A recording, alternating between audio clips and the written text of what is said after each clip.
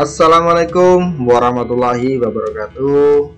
Apa kabar Bapak Ibu guru yang budiman? Semoga dalam kondisi sehat dan sukses selalu. Jumpa lagi dengan saya Eko di channel Eko Agus Kuswanto. Mohon izin pada kesempatan kali ini saya akan sharing terkait dengan pembahasan soal persiapan pretest PPG tahun 2022 khususnya untuk kompetensi pedagogik bagian ketiga ya. Untuk bagian pertama dan bagian kedua link videonya saya cantumkan pada deskripsi. Untuk yang nomor atau bagian ketiga ini adalah kita bahas untuk nomor 51 sampai nomor 75. Baik Bapak Ibu yang budiman, kurang lebih nanti ketika Bapak Ibu mengerjakan pretest tampilan desktop adalah seperti ini ya, agar lebih familiar. Kemudian sebelum kita membahas soal-soal persiapan pretest, jangan lupa untuk berdukungan pada channel kami, subscribe channel Eko Agus Kuswanto. Kemudian jangan lupa nyalakan tombol lonceng agar selalu dapat pemberitahuan ketika channel kami melakukan update pada video-video terbaru. Bapak Ibu, lanjut kepada soal nomor 51. Fungsi KKM adalah sebagai berikut, kecuali A. Sebagai acuan peserta didik dalam menyiapkan diri mengikuti penilaian mata pelajaran. B. Merupakan target satuan pendidikan dalam pencapaian kompetensi setiap mata pelajaran. C. Dapat digunakan sebagai bagian dari komponen dalam melaksanakan evaluasi program pembelajaran yang dilaksanakan di sekolah. D. Sebagai kegiatan pengambilan keputusan yang dapat dilakukan melalui metode kualitatif atau kuantitatif. Jawabannya adalah yang D, yaitu sebagai kegiatan pengambilan keputusan yang dapat dilakukan melalui metode kualitatif atau kuantitatif. Jadi itu yang D adalah yang bukan fungsi dari KKM. Soal nomor 52. Fungsi indikator dijadikan sebagai penanda dalam A. Pencapaian standar kompetensi. B. Pencapaian kompetensi dasar. C. Pencapaian tujuan pembelajaran. D. Pencapaian standar kelulusan. Jawaban yang benar adalah yang B, yaitu pencapaian kompetensi dasar. Soal nomor 53. Untuk menentukan tindak lanjut pembelajaran, tindakan yang perlu dilakukan guru adalah A. Menilai tingkat pencapaian hasil belajar siswa. B. Menambah bahan pelajaran baru. C. Mengetahui jumlah siswa yang tidak akan mengikuti program tindak lanjut. D. Memilih waktu yang tepat untuk melaksanakan program tindak lanjut. Jawaban yang benar adalah yang D, yaitu memilih waktu yang tepat untuk melaksanakan program tindak lanjut. Soal nomor 54. Instrumen yang digunakan untuk menilai perilaku siswa dalam proses pembelajaran adalah A. Pedoman observasi. B. Kuesioner. C. Pedoman wawancara. D. Tes hasil belajar. Jawabannya benar adalah yang A, yaitu pedoman observasi. Soal nomor 55. Sebelum guru menyusun soal-soal untuk menilai hasil belajar peserta didik, manakah yang pertama kali harus dipelajari? A. Buku sumber yang digunakan. B. Kurikulum dan silabus. C. Indikator pencapaian kompetensi. D. Kemampuan awal siswa. Jawaban yang benar adalah yang C, yaitu indikator pencapaian kompetensi. Soal nomor 56. Salah satu prinsip dalam penilaian hasil belajar peserta didik adalah penilaian harus terpadu. Artinya, penilaian berdasarkan data yang mencerminkan kemampuan yang harus diukur. B.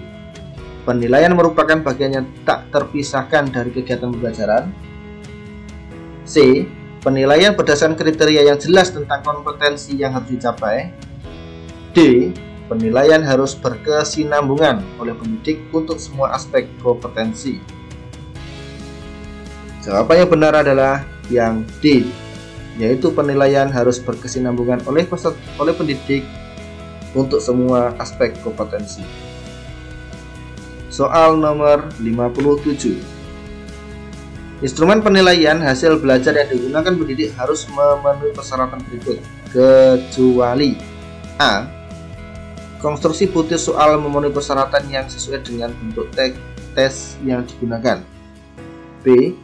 Substansi yang diukur mempresentasikan kompetensi yang dimiliki. C. Bahasa yang digunakan komunikatif sesuai dengan taraf perkembangan peserta didik. D. Digunakan untuk ulangan tengah semester dan ulangan tengah semester.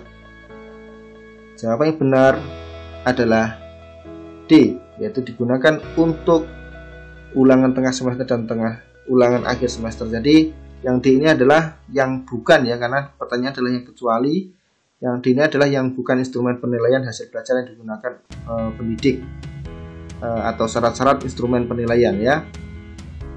Nomor 58. Untuk mengetahui prestasi belajar yang dicapai oleh semua peserta didik pada satu rombongan belajar dapat dilakukan dengan menghitung nilai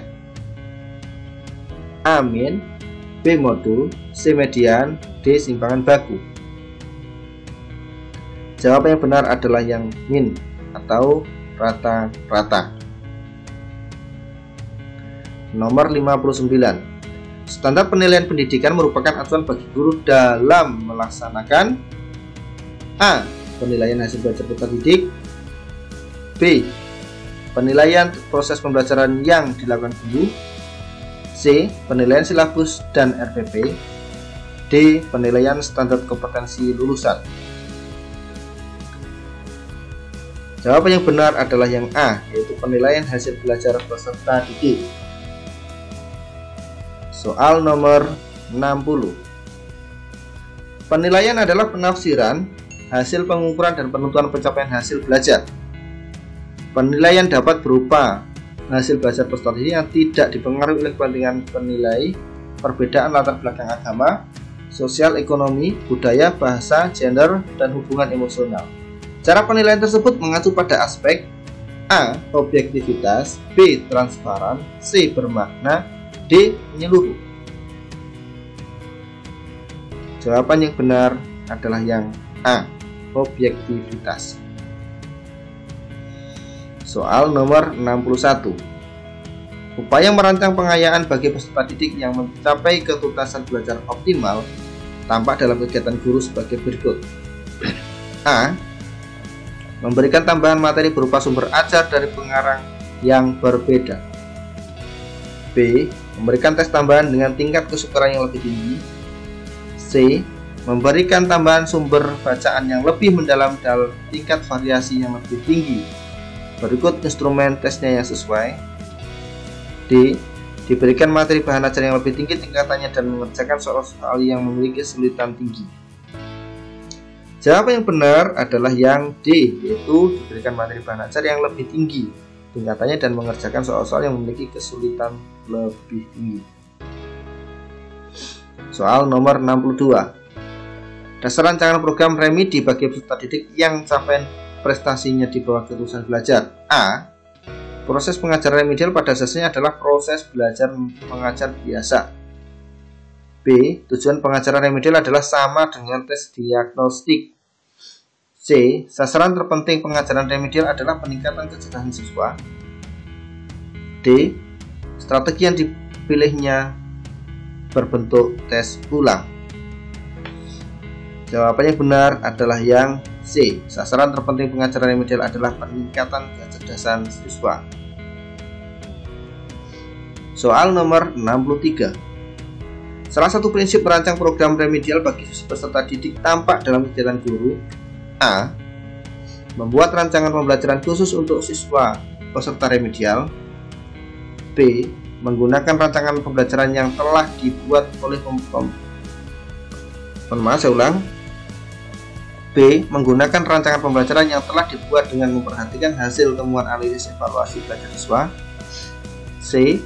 Menggunakan rancangan pembelajaran baru yang berbeda sama sekali dengan rancangan yang ada. D. Merancang tes ulang saja tanpa ada pengulangan materi atau pengulangan penjelasan materi. Jawaban yang benar adalah yang C, yaitu menggunakan rancangan pembelajaran baru yang berbeda sama sekali dengan rancangan yang ada. Soal nomor 64. Kriteria ketuntasan minimal atau KKM merupakan kriteria ketuntasan belajar yang ditentukan oleh sekolah. Pada prinsipnya merupakan A. Nilai batas ambang kompetensi, B. Nilai minimum yang dicapai peserta didik, C. Nilai maksimal yang dicapai peserta didik, D. Nilai batas ambang kelulusan ujian sekolah. Jawabannya adalah A, yaitu nilai batas ambang kompetensi.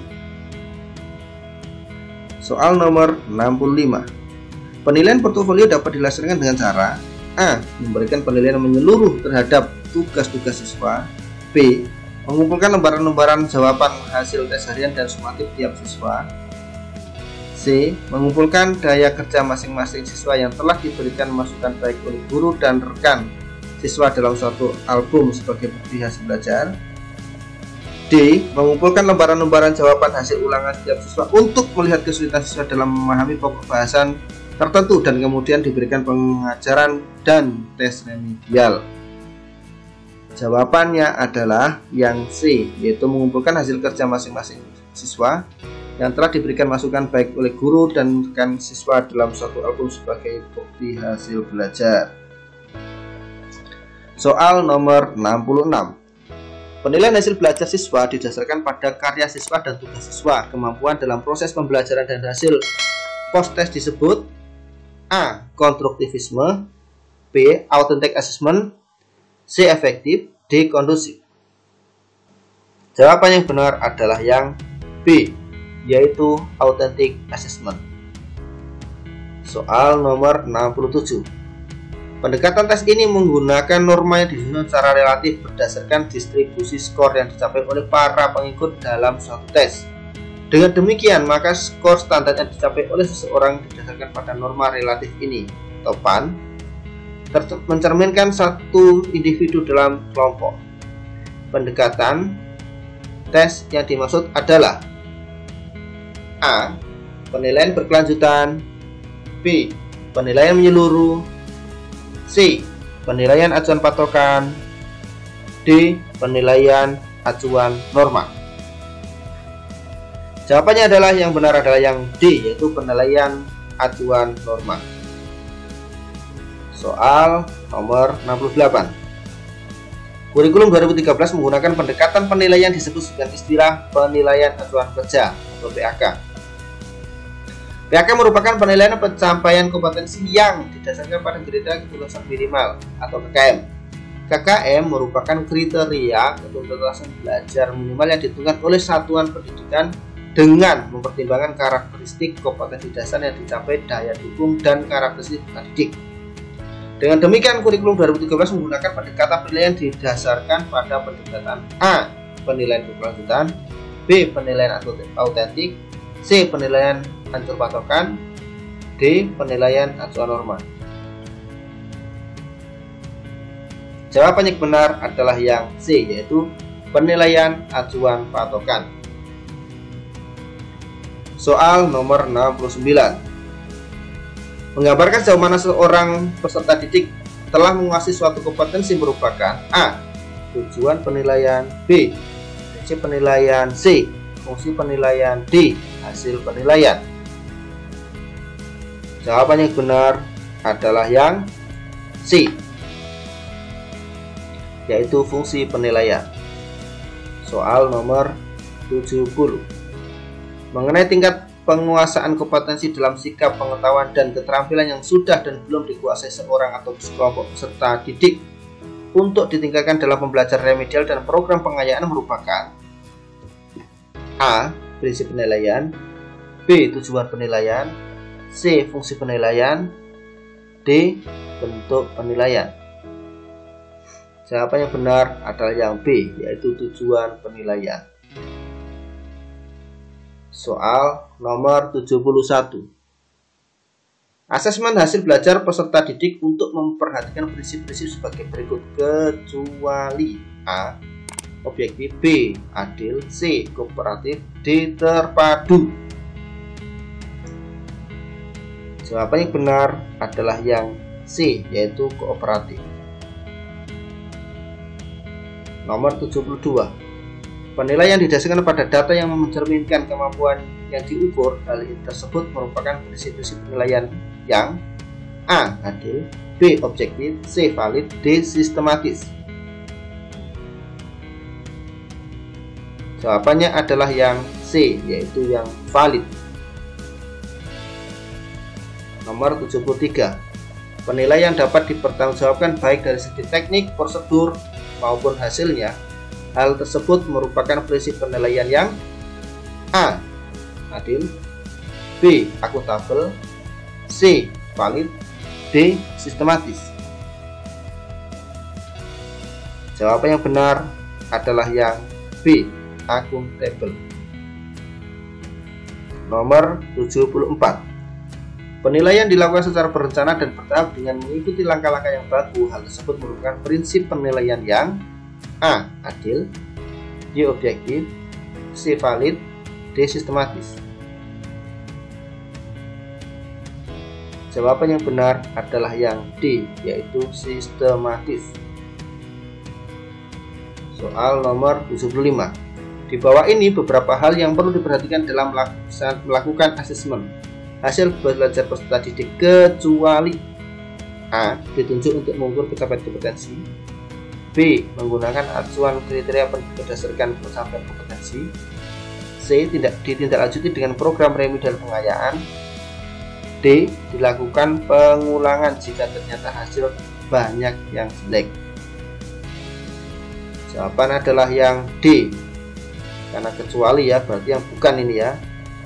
Jadi yang diperhatikan dalam melakukan asesmen adalah yang yang A sampai C, sehingga yang D nya adalah yang bukan.